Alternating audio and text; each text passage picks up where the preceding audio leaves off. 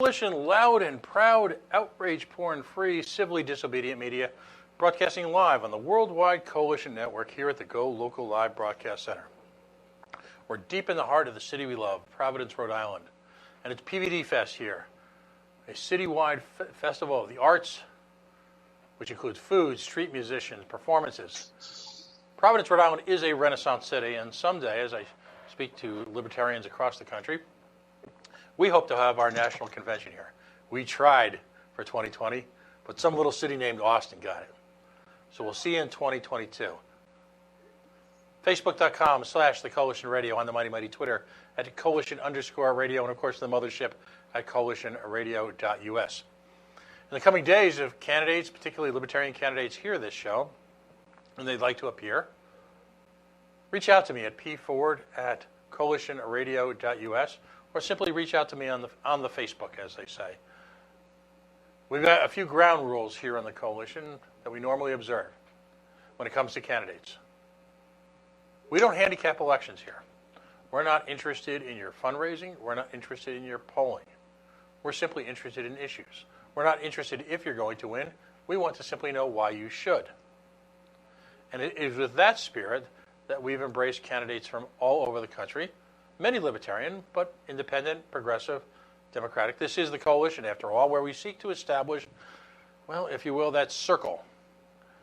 We look often for similarities in places where we can work together in opposition to what many of us in the libertarian movement call the duopoly, but ultimately to work towards eliminating corporate welfare, corporate cronyism, to creating a free market which will ultimately rise all the boats, if they say in the cliche, not the type of crony capitalism that exists so much today, which is really, unfortunately, cast a sad light on what many understand perversely as the free market system.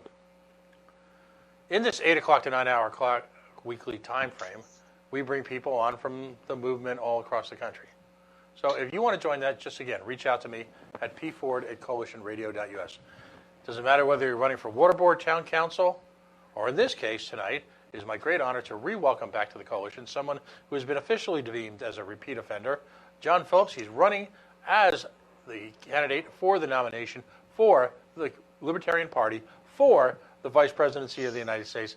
Listen, Mr. Phillips, welcome back to the coalition.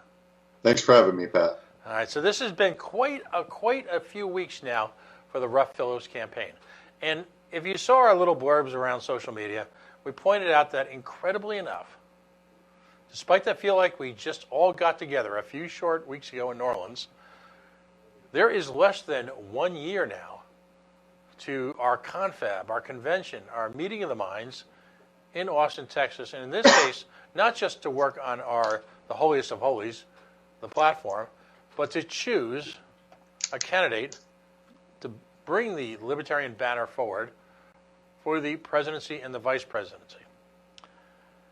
It's been no secret, as a radical libertarian myself now, who identifies as a radical, and a member of the Radical Caucus, proudly, that I believe that the way forward, if I can co-opt that term from the forces of the left, the way forward for the libertarian movement is to nominate candidates who can clearly articulate the libertarian philosophy, make it accessible so that folks in every way and walk of life can understand how the libertarian philosophy can improve the quality of their lives almost overnight. As I like to say, break glass, add water. And at the same time, inform people, I believe, as to, I'll call it the spiritual nature of the libertarian movement. You know, SJW, social justice worker, is usually a sarcastic term applied across to people on the internet. I'm not claiming we're that. We're not that at all. But what I am claiming is a high level of morality and spirituality in our movement. And what I mean by that is that, as we like to say, we respect the rights of the ultimate minority, and that is the individual. We are the party of pro-choice on everything, because we believe in the, if you will, the importance of self-ownership, the importance of self-determination, and honoring at every stage necessary, would it be the First Amendment, the Second Amendment, the Fourth Amendment, the notion that, yes, we have a Constitution, but a Constitution, for many of us, is a beautifully written expression of our natural-born rights. I feel, quite frankly, like I found those candidates in the Ruff Phillips campaign. The campaign now has been alive and well now for many, many months. And the purpose of tonight is to talk about two things: where the campaign's at, some of the issues you're finding, and of course, this week's appearance by Kim Ruff, the presidential banner holder, if you will, on Judge Knapp's show, Judge Napolitano, Fox Business News. Let's talk about that for a couple minutes. That was a remarkable performance. It was. She did very well. She did very well. The only complaint I had about the show was when he cut her off. Well, that kind of goes with the turf a little bit. It's his show. I try not to do that, but I know I'm guilty of it at times too. Let's take it kind of step by step. Equally remarkable was his, and I'll use the word denunciation, of Donald Trump. Holy cow. Now, I've listened to his show before, but, a lot of us, we don't have a lot of time to just, there's too much out there to absorb. And I've admired him from afar, but he did a takedown on President Trump I don't know that I've ever seen before, particularly from a media outlet that's largely considered the House Pravda of the Republican Party. Let's talk about that for a second. I mean, and we're here to promote your candidacy and Kim's candidacy, but the points he made when you if you will, when you draw a parallel with the Libertarian movement were stunning. And they weren't the usual snowflakey kind of, he's not nice to people and he's mean and he's sarcastic and he's bitter. He talked about something as important as his clear attempts by using tariffs as a tax to preempt the authority of the Congress of the United States as the organization tasked with taxing. Not only tax with taxes, but he also pointed out how that interferes with free trade, which is, of course, a long-term goal of the Libertarian Party. Right. He talked about and his words were foreign adventures. That's a loaded term. That not just speaks not to any type of isolationism. Quite frankly, it speaks to the opposite. Libertarians are often used, the I word is often used in conjunction with us. But in reality, what Judge Knapp, as they call him, did was point out just how fundamental. And then Kim doubled down on it and just pointed out correctly foreign wars of aggression. Exactly. And with the unsaid statement that, again, exceeding his constitutional authority by continuing to ignore, as so many presidents before him have done, but doubling down on ignoring the War Powers Act. Well, and then let's talk about what he's done late today, or at least what got announced today. So doing all that, the tariffs, all the wars, all that, and, we can't let this Chinese company sell goods here because they're stealing our secrets.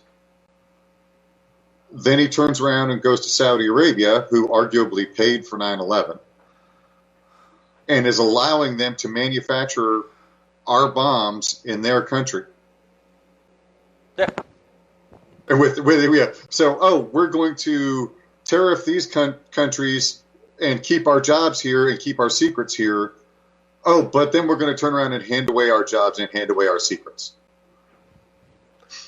The hypocrisy by someone who simultaneously drapes himself in the Constitution and the American flag is stunning at a level that I don't think we've seen before.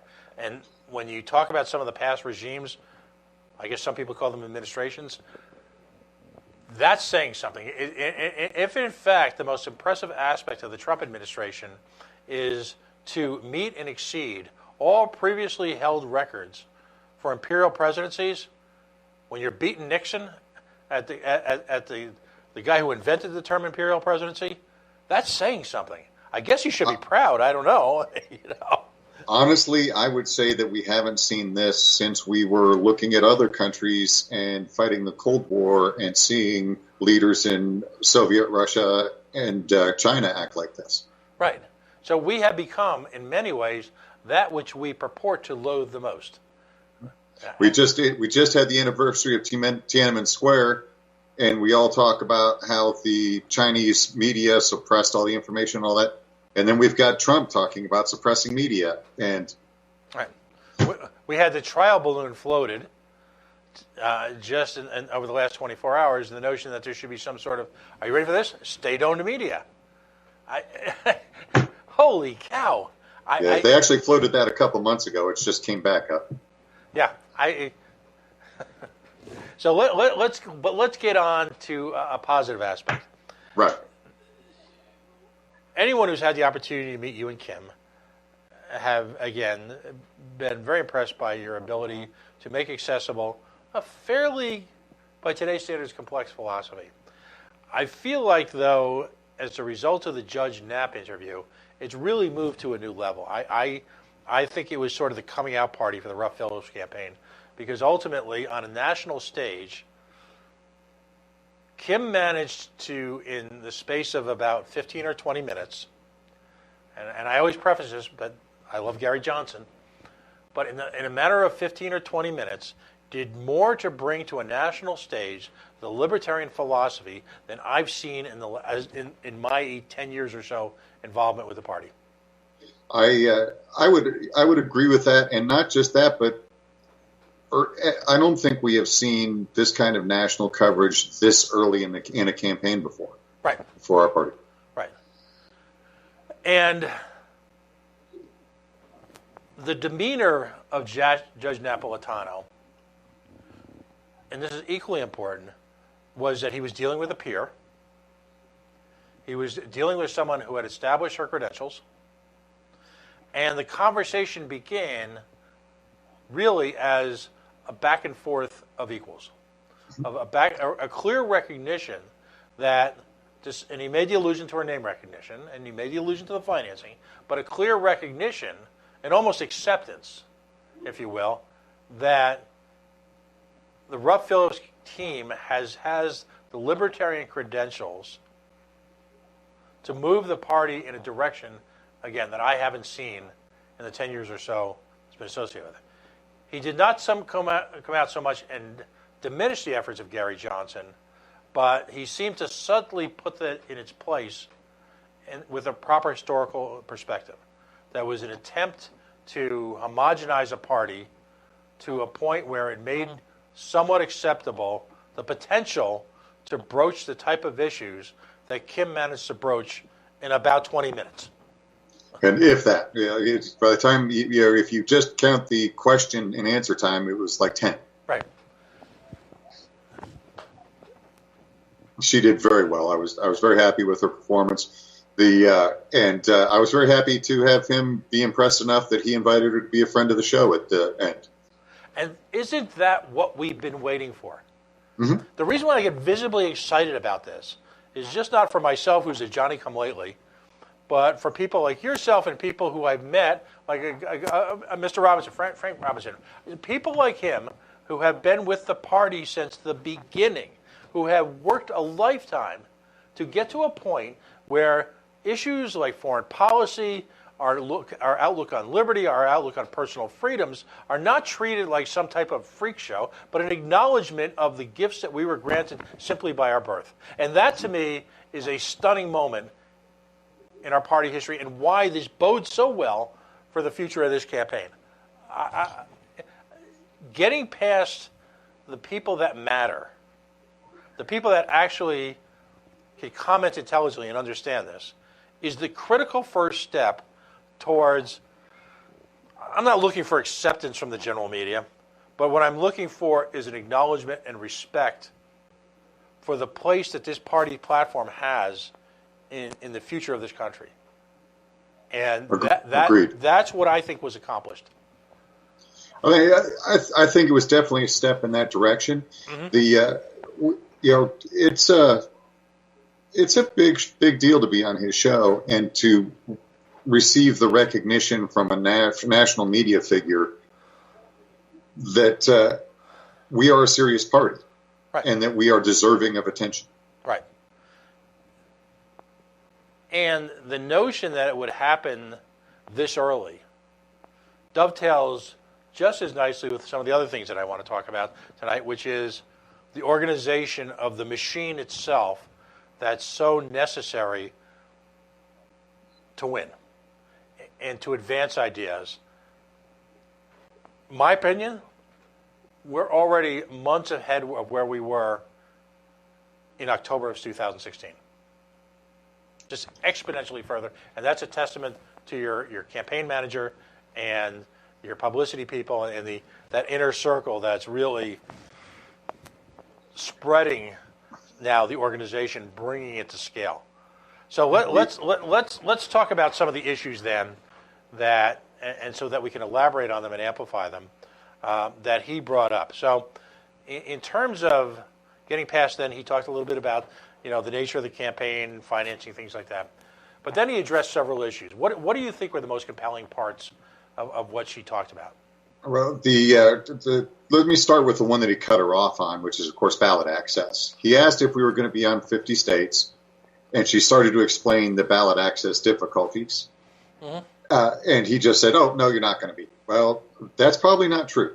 I'm involved with the ballot access committee on the LNC, and I'm involved with a lot of things involving ballot access. And at this point, we are well ahead of where we were in 2016 regarding ballot access. First of all, obviously, we had more states at the end of the election in 2016 with automatic ballot access. Uh-huh. But our organization for petitioning and those kind of things is light years ahead of where it was in 2016. The game plan is already in the works. Yeah, and as someone, I personally was very involved in that. Rhode Island is the last state in the nation to actually even permit the beginning of the collection.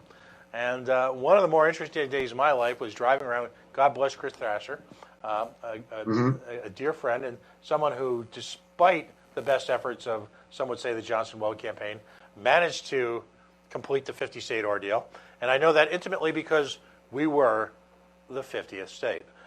And we were, the day of the deadline, he and I driving around the beautiful countryside of Rhode Island, appreciating it not one bit, but seriously looking at the deadline for the Secretary of State's office in downtown La Crosse, just a few blocks from where I sit right now. So I'm glad I think she did a pretty good job of presenting that, though. Mm. But he also served, and she served, to effectively mainstream some of our positions. So, by the way, the campaign website is fully operational now. Correct. What is it? It's RuffPhillips2020.com? Yes, sir. RuffPhillips2020.com. There's position statements up there. They're thoughtful. Again, they're accessible. At the same time, they're unapologetic. And that, of course, if I was to use one word to apply to this campaign in terms of the actual context with when it's operating, is unapologetically libertarian. Correct. That is our goal from the get-go, is that we are not apologizing for who we are. We are just being upfront with it. Right. In a way that I don't think the duopoly could ever even imagine. And I believe that's got the opportunity to rock people's world. So what issues did she lead with during the interview? And maybe you could flesh them out a little bit. What do you think are the primary issues now that you folks are going to tackle, or we're going to tackle as part of the campaign? Okay. Well, obviously, she started with the wars of foreign aggression, and I agree with that terminology, and I agree with that priority. It has negatively impacted so many aspects of life in our country, from separating families to killing people, to spending tax money, to hurting the economy at home, despite the fact that they try and hide the fact of how it hurts the economy at home. That absolutely has to be the number one priority. Yeah, I mean, we look around us, and I'm old enough to remember George W. Bush talking about in the run-up to his first term in the campaign, to not being an imperialist, to not waging war. I mean, how quickly did that go off the track? In part because of exogenous issues. We're droning the life out of entire civilizations right now. And let me put the cost in perspective. Everybody talks about the debt clock. So the debt clock right now sits almost $23 trillion. Mm-hmm. Okay, since 9/11, we've spent $6 trillion of that on just bombing.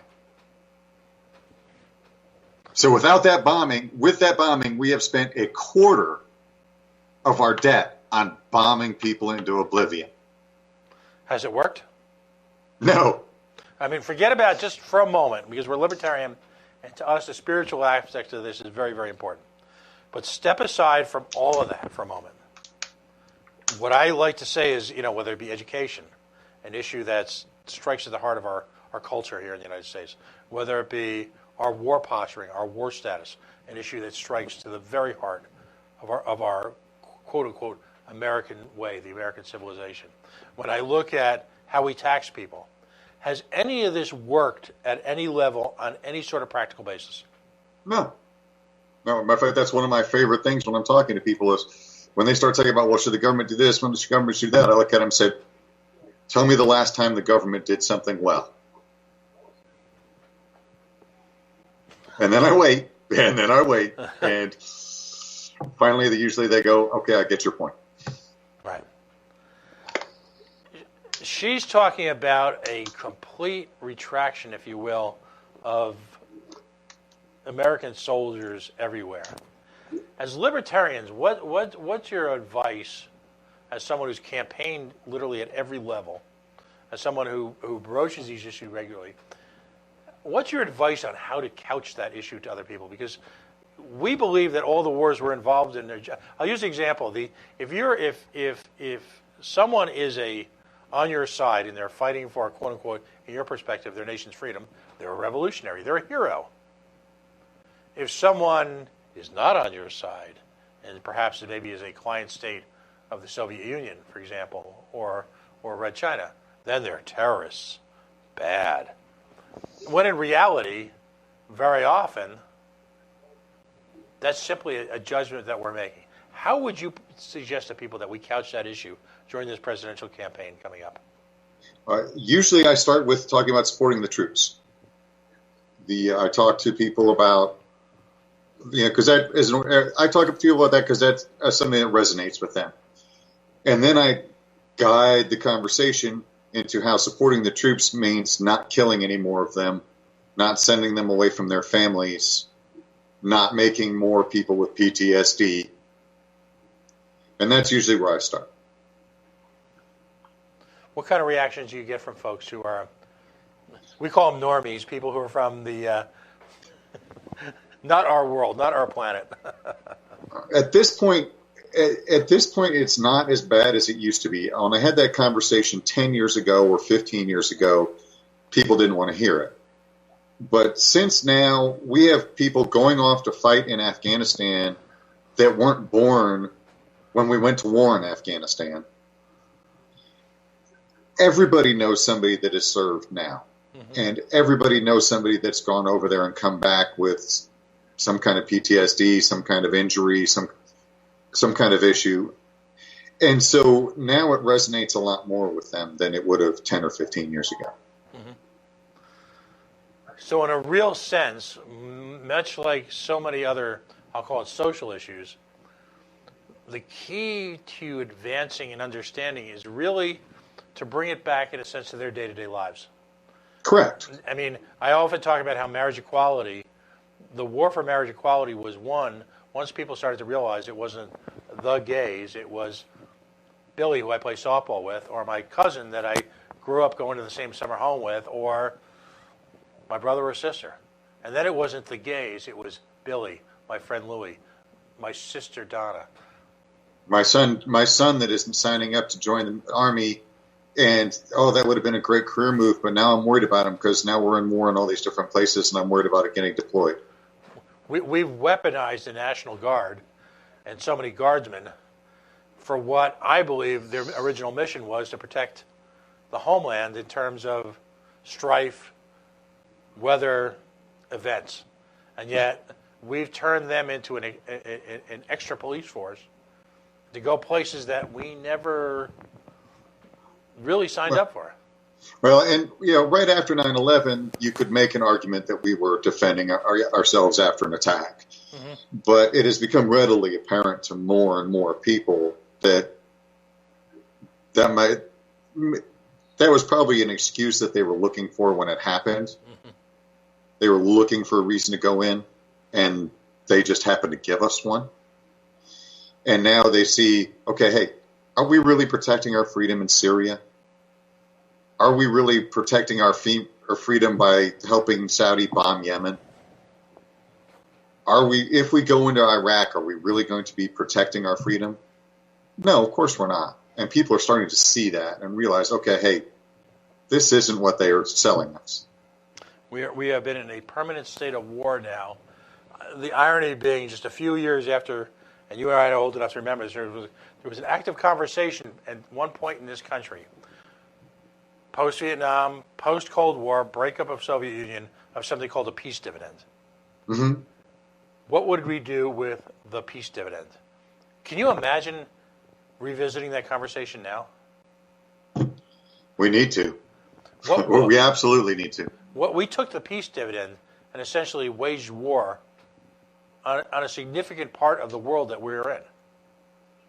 And they gave a Nobel Peace Prize to the president who set the record for bombing the most countries at once. History's an inconvenient thing, isn't it? Mm-hmm. The facts are equally inconvenient. So, picture, folks, and I guess right now the video for the show it's going to be made available soon through the campaign. So if you didn't happen to catch it, the belief is you will be able to at some point in the very near future. And you can actually, you're talking about the Judge Knapp show? Right. You can sign up for a free 48-hour, it's now 7-day pass. You get a free trial period for 7 days, and you can watch whatever you want on there for 7 days. So if you haven't seen it, sign up for the free trial period, and then if you don't want to stay on, cancel your subscription. And by the way, simultaneously, as a media guy or a media wannabe, nothing would be better if Fox all of a sudden saw a huge increase, or as our president would say, a huge increase in interest in libertarian programming. Exactly. Libertarian programming need not be Fox Business only anymore. And God bless Fox Business for giving Kennedy and our good friend from Reason Magazine a forum. So again, folks, I'm the dramatic one in this conversation, but we just broached the subject of a peaceful America on arguably the most socially conservative media platform on the planet. The one that's the most invested in the military-industrial complex. Absolutely. Absolutely. Think about that. Life is made of small successes, and this certainly isn't a small one, but for every person who ever hears this conversation, as libertarians who, again, I go back to the Frank Robinsons of the world, the people who have invested generations, a significant part of their adult lives, into this movement, a libertarian candidate for the presidency, a year before the election, had a conversation with an admiring host about possibly the most radioactive subject that we could talk about as libertarians. That's magic. Mm-hmm. Absolute magic. And he accepted her statement. Exactly. As a matter not only of just principle, but as a matter of absolute fact. Wow.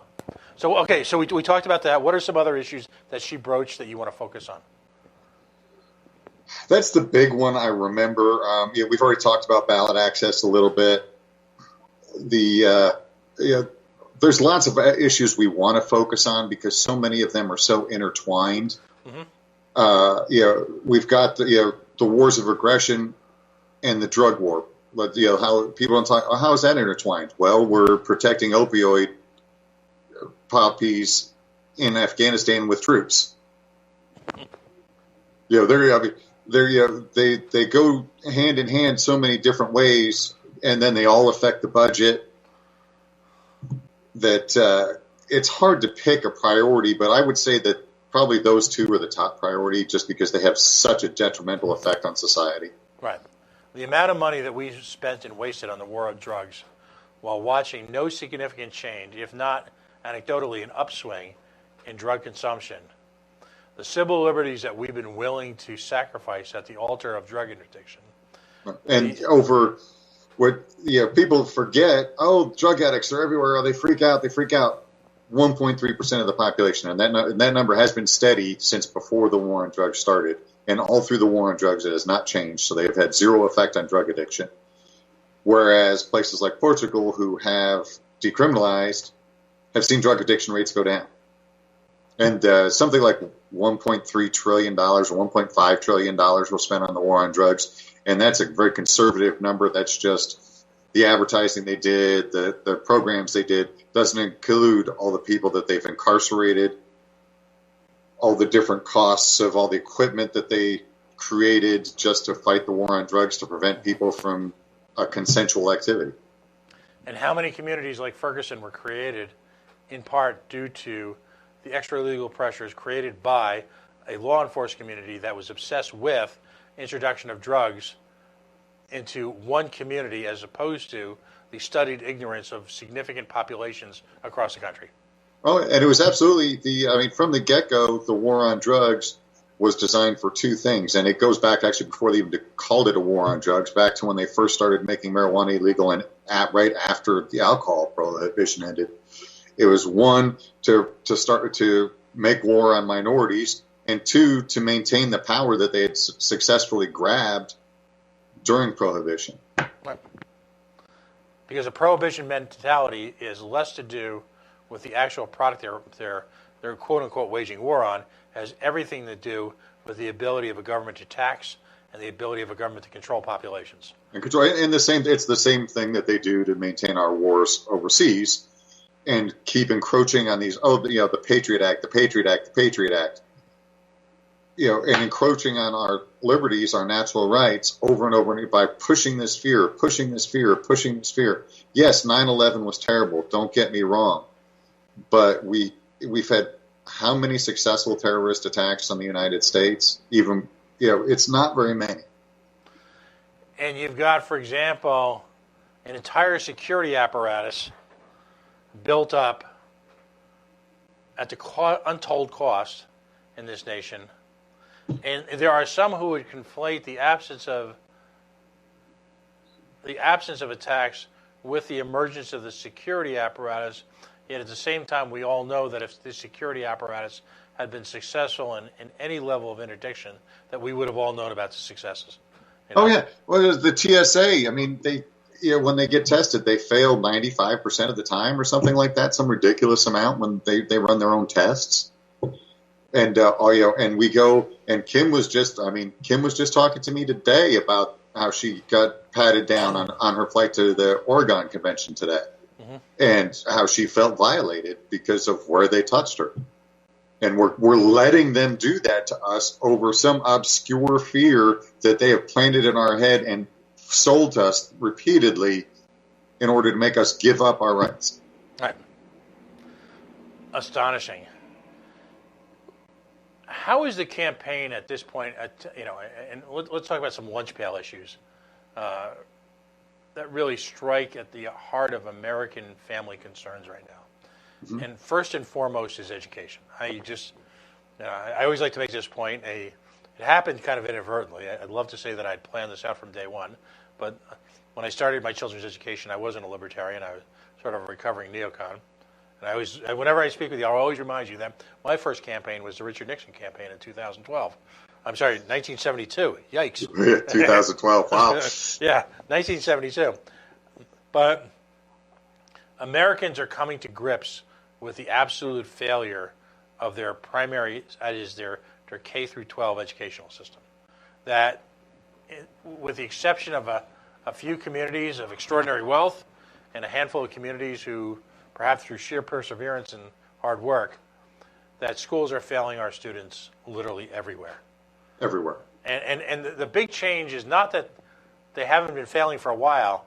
It's just that for a variety of means, some of it's testing, others of it's a recognition from the workplace that a significant amount of our children aren't capable of working the newer, more sophisticated jobs of the new millennium. This combination effect has made it clear to everyone, regardless of what your background is, all right, that our schools are failing our children. What is the Ruff-Phillips answer, if you will, to the failure of our educational system? Starting with ending the Department of Education. You can actually graph a chart from when they started the Department of Education and watch the success rate of education drop year by year by year since they started it. Mm-hmm. You can also look at how, and forgive me if I'm not quoting the exact figure, but it's something like 73% of the budget of the Department of Education is spent on administration.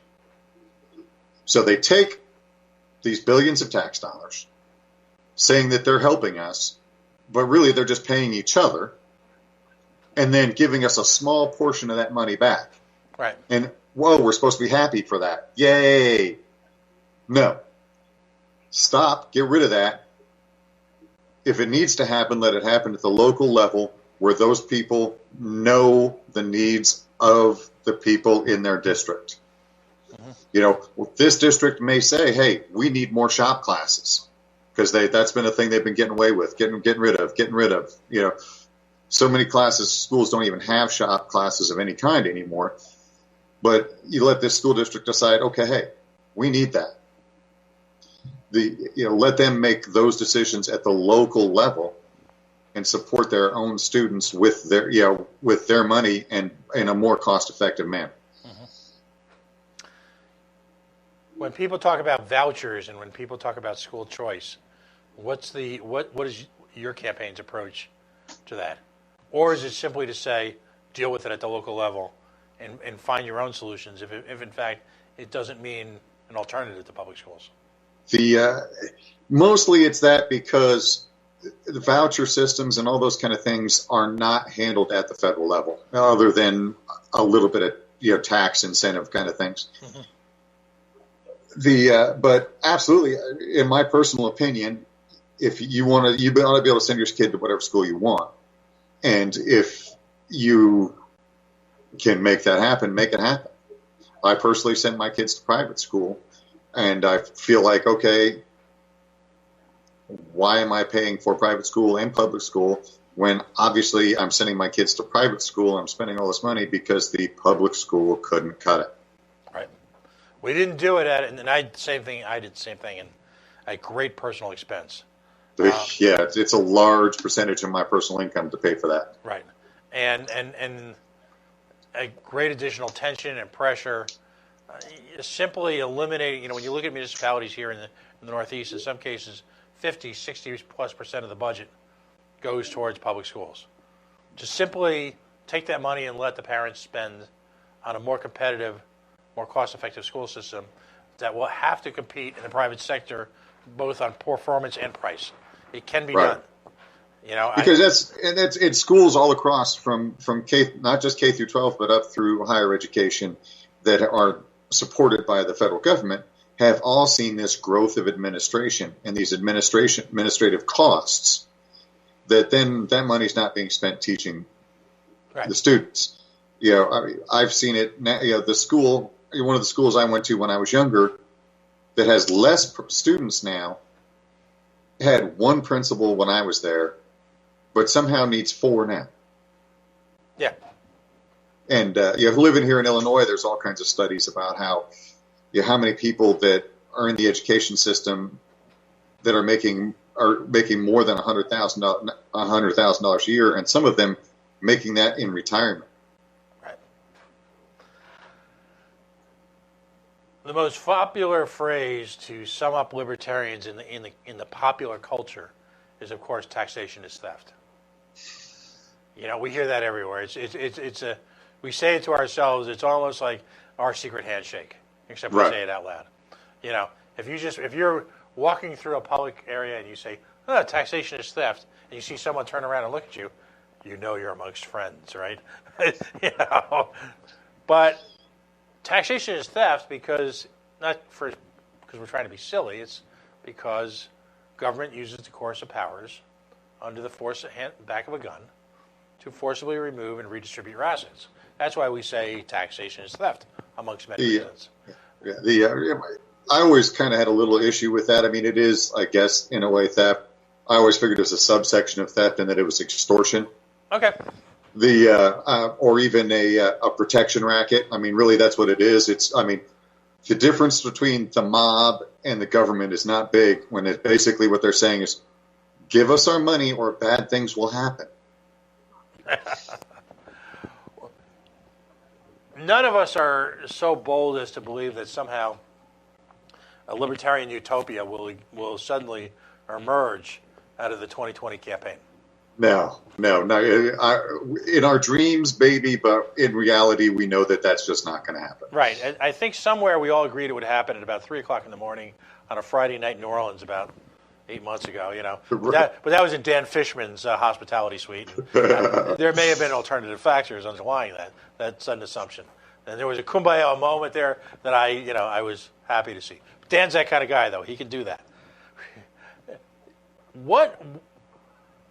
By what method do you see as the first step I can't bring myself to use the word taxation and equity in the same sense. I physically can't do it. Remember when the Fonz couldn't say he was wrong?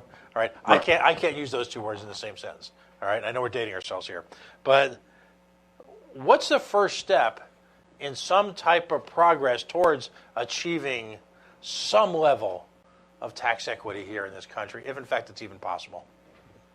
That's a tough question. The first thing, honestly, it's got to be controlling spending.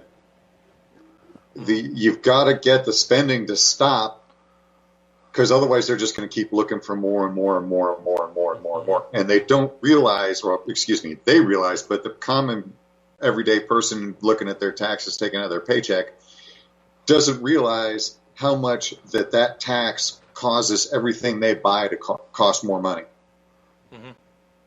And they don't see that. And but we got to get the spending down. If we could stop with the bombing, bring all the troops home, and quit paying for all the how much of NATO and the United Nations do we fund? Kim actually talked about these extra governmental organizations that have just have not proven to be effective at any level. No, they've not. And then and now they turn around and say they pass studies like the United Nations passed a study that we were like I forget how far down in human rights, but they put Middle Eastern predominantly Muslim countries ahead of us that hang gay people. Yeah. Yeah, that's come on. And we're paying for all these things. That needs to stop so that we can stop taxing and we can stop doing things like not getting Social Security funded. Social Security is an issue, and we need to wean ourselves off of it. But it is also a commitment to people that have been paying into it for a long time. So there's got to be some kind of structure there. That's that to get the tax burden under control. That's what it's got to see. I would like to see personally. I would like to see an amendment that requires a balanced budget. I would like to see some kind of limitation on how much you can borrow, with limitations on even in emergency situations. And I would like it to all come down. If we're going to tax, it should be one tax. Eliminate this death by 1,000 paper cuts. Yeah, one tax, be it income tax, be it a use tax, be it a sales tax, not property tax, but one tax that none of this hidden gas. We're gonna tax you 15 cents a gallon on gas, and then we're gonna make them include that in the price, so you don't even know you're paying that tax. Right. None of those things. One tax that everybody pays at the same level. If you were going to make it income tax, everybody pays, pick a number, 15%. No deductions, no nothing. Everybody pays that number, and you eliminate every other single tax ever. Right. And then you go from there. Which leads me to the next subject. Is who pays for tariffs? We do. And what is it? It's a tax. It is a tax on us for other people's goods. Right. So, as is any tax, any kind of tax that you pay on any kind of product. Everybody's like, oh, let's tax the corporations. Well, who do you think pays that tax eventually? They pass that tax down to us. Right. They have to. That's the only way we can stay in business.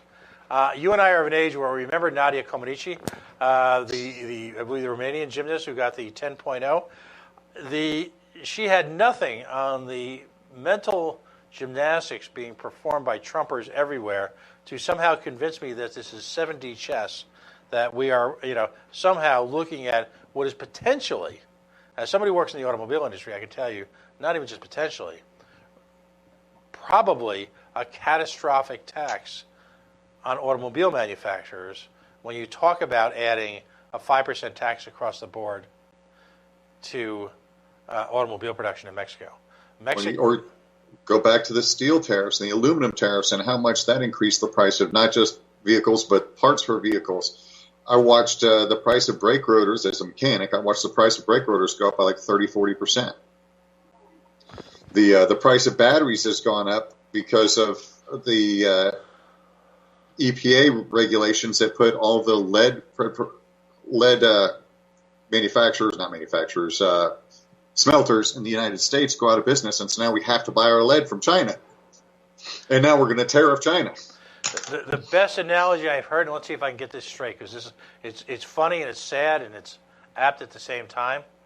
We're going to reward our farmers with subsidies that are money that's borrowed from China, so that we can cover the tariffs that were charged to China but paid by us. By us. Yes. Yes. Did I get that right? Yeah, pretty close. I know Rand Paul has talked about that. So I've talked about it several times. I know Kim's brought it up. I mean, lots of people are talking about exactly that. We're borrowing money from China, even though we're tariffing China, but really we're tariffing us. Right. We're borrowing money from them, but then we're giving them money. On top of the fact that we are not collecting on the loans from way back in the day that they still owe us money on. Boy. Oh, and letting them get away with intellectual property theft, which some people don't believe in intellectual property, but it does hurt companies in the United States. Right. Now, there's a sunk cost in there with which they're given a limited amount of time. I had the opportunity to spend some time with FreedomWorks a few weeks ago, and it's ironic because the subject was a bill that was simultaneously submitted by Bernie Sanders people, which is very eerily mirrors a bill being submitted by Rick Scott of Florida, which is eerily similar to a bill being floated as a trial balloon by the Trump administration that would use price fixing on prescription medicine and base the pricing on an indices of 12 different nations, including countries with a similar economy as sophisticated as ours, like Sweden and Norway. Right. Can't make this stuff up.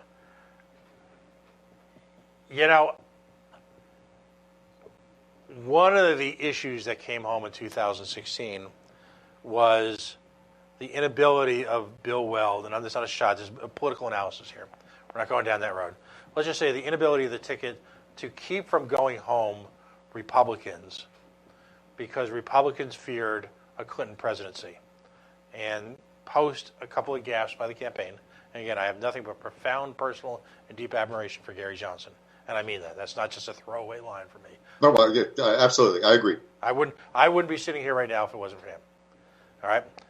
But can we accept and can we project? This is my request. This is like my musical request for the campaign. It's not appropriate for the candidates to do this, but it's appropriate for people like myself who are activists within the party. When all is said and done with the first 3 years, if you will, of the Trump administration, there are really, and this prescription medical bill was like kind of the final line in the sand. One can argue that there are really, in behavior, not rhetoric, no significant differences between Hillary Clinton and Bill Trump, maybe Donald Trump. None. Absolutely none. I mean, they're both narcissistic. They're both, they're both grabbing the power. They're both, even though, oh no, Trump's not a war hawk because he wanted to pull us out of Syria. Yes, but now he's putting us into war with Iraq. The similarities are far greater than, the difference is, if I was going to pick an example, it's like, okay, one's the Catholic Church and the other's the Episcopalian Church. And if you're familiar with those, it's like one's Catholic and one's Catholic light. Right. Yeah, they're so similar that the differences are minuscule. Hey, do you genuflect with this leg or that leg? I mean, that's really the differences. Do you want to control our thoughts on this subject or that subject? Well, it doesn't matter that the subjects are different. It's the fact that they want to control our thoughts. Right. And we as libertarians need to put the lie to that. We have to, and this is where it gets down to a battle of facts, and where it's a responsibility of every libertarian to really fully understand the facts and really be able to present them to a nation that's, quite frankly, starved for facts. Well, Tarnell Brown and I were having a good conversation about that the other day, because we were talking about how the Democrats all go, oh, well, but you need the government to protect us from discrimination because, you remember back in the 50s and the 40s and the, but that's not the facts. The facts are that the government actually mandated those discriminations. Mm-hmm. If you went to a restaurant that served whites only, there was probably a law that said they could there or that they had to do that. Mm-hmm. So that was government. So the government is never about protecting the rights of the people. The government's about getting elected and pretending to make people think that they're protecting them in some way or another. Right. And it's just a question of technique.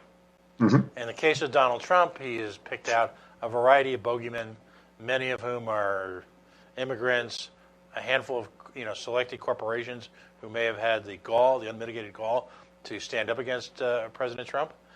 In the case of the Democratic Party, quite frankly, it's this mythical concept of what capitalism really is, as opposed to what capitalism should be. Right. And so each constructs their own myths, each constructs their own bogeyman, each creates and uses and manipulates fear as a tool for governing, as opposed to trying to create an environment where there's opportunities and possibilities for everyone. Where a meritocracy exists and where folks are given ample ability to find out where their place in the meritocracy is. Because quite frankly, everyone has got that capabilities somehow. I just wrote something about this just the other day, because I was talking about, people always ask me why I'm a libertarian, and I talk about history and things like that. But when I really think about it, it comes down to two things. When you study history and current events, if you look out there, when you see people succeeding, it's because they were free. They were free to do so. When you see people failing, it's because that freedom is interfered with. The other thing that, and that's my good days. My bad days is that on my bad days, I look out there and I see how horrible people are. And then I don't want those people to have power over me. And so either way, it's better to be free. Mm-hmm. Absolutely. We've only got a couple minutes left, so I want to just focus on the campaign structure itself. There are now state chairmen, if you will, spread across the country.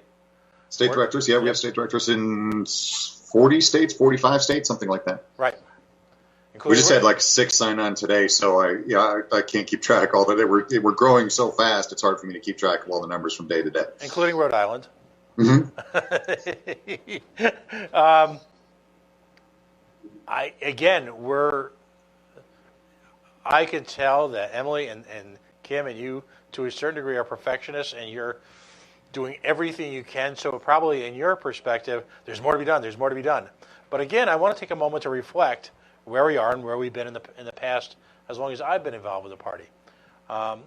What's remarkable to anyone who listens to this now or going forward, is that there is an opportunity for people of all skills, talents, to occupy significant roles in electing a Libertarian to the presidency and vice presidency. There's an opportunity for someone at significant levels for someone to advance, articulate, and shape and deliver the Libertarian message to this country in a way that's never been heard before. In a way that I haven't seen. There's an egalitarianism that exists in this campaign that I did not see in prior campaigns. And I'm not here to bash them. I'm here more to reflect positively on the impact of what the culture that you folks have created in your campaign for. This is one of those deals. Show up, get involved. There's work to be done. Jump in. We've got, if we will let you do as much work as you want to do or as little as you want to do. If you want to post one thing on Facebook a week, hey, we've got a spot for you. If you want to get out and write letters to Judge Knapp and say, hey, we'd like to have somebody on your show, we've got a position for you. We've got positions all up and down, and we've got such a great team. And when we have our directors meetings and things like that, we sign off and we're saying I love you.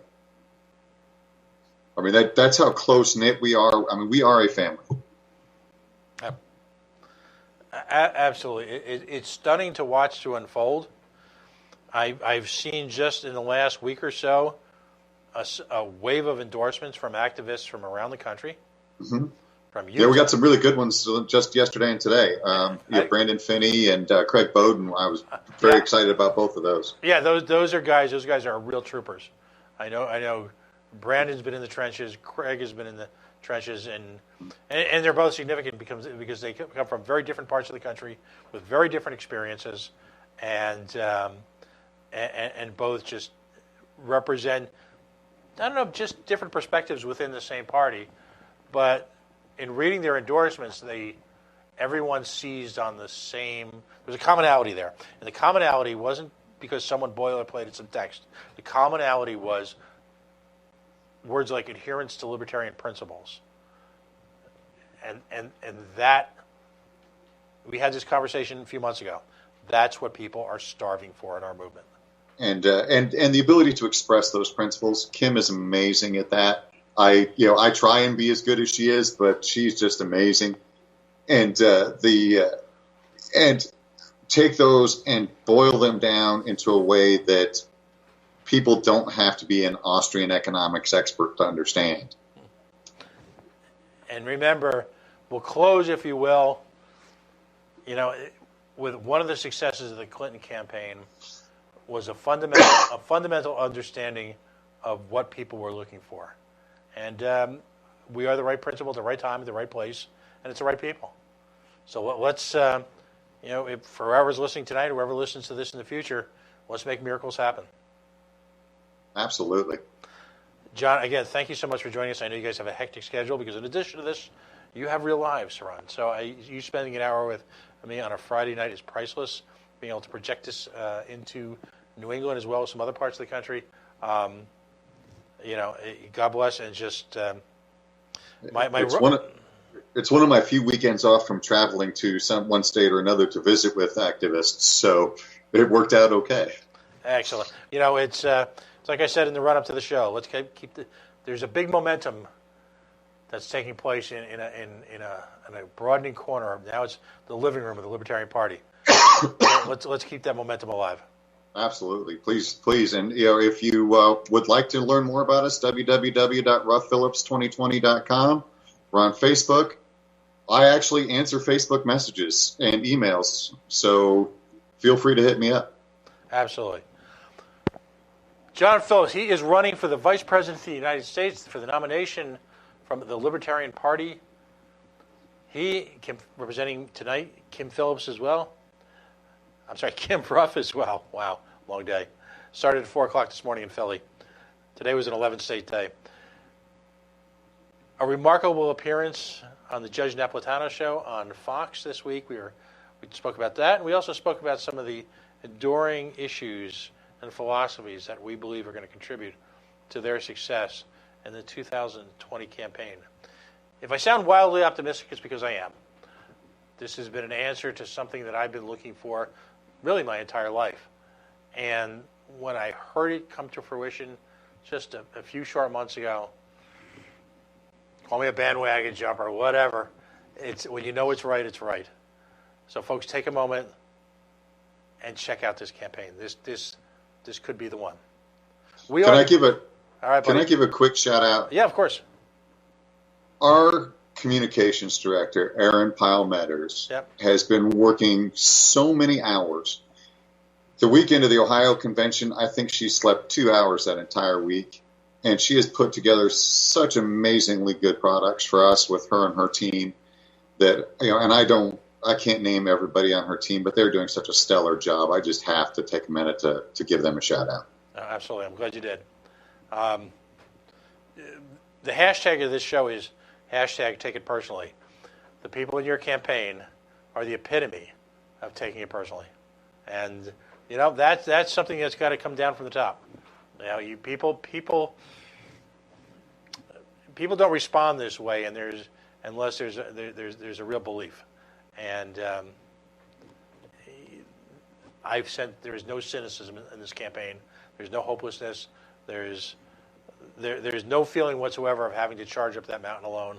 The unbridled optimism and belief in what we're all engaging in right now.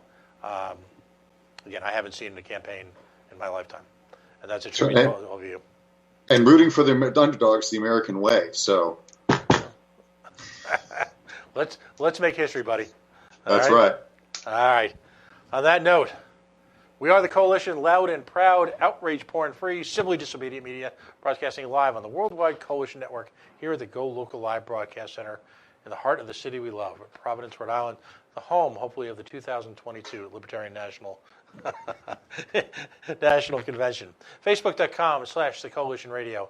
On the mighty Twitter at Coalition_radio. And, of course, the mothership at coalitionradio.us. If you're a candidate and you're looking to spend some time in the airways, maybe getting a little practice in discussing some issues, reach out to me, P. Ford at coalitionradio.us. And for all those folks who've taken time to like or follow our pages, as always, we thank you. We thank you to our sponsors for tonight, airsproducts.net, the fine folks at Yacht Club Bottling Works, and of course, 1-855-3-SHIP-IT, Beacon Shipping Logistics, shipping automobiles around the country, around the world. We got some powerhouse libertarian presentations and some local politics next week. Folks, have a wonderful week. Enjoy PVD Fest.